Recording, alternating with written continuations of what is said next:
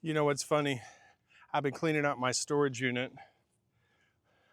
I've been paying money to store it. Crazy part is the more stuff I get rid of, the lighter I feel. Made me realize maybe this wasn't about the storage unit. Maybe it's about me. How many of us are paying to store shit that we don't even know we have? Not just furniture, anger, talking about regret, guilt, the divorce you can't let go, the job you lost that you regret, the mistake that you can't get over, the relationship that's been gone forever and you still carry it with you every day. You're paying emotional rent on things that they don't belong in our life. I made a decision.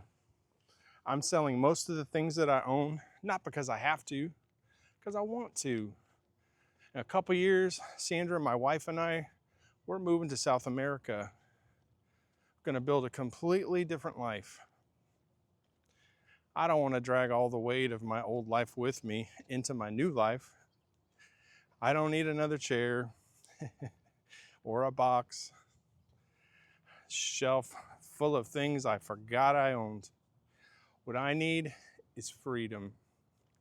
Freedom to wake up excited, freedom to walk on a different beach, to spend time with the people that I love, my family, instead of trying to manage stuff that I don't give a shit about. What I learned, every time I carry a box out of that storage unit to get rid of it, I feel like I'm carrying my past to get rid of it. Starting over isn't just about changing your address. It's about changing your mindset. It's deciding I'm not taking that old baggage with me. Maybe your storage unit isn't full of furniture.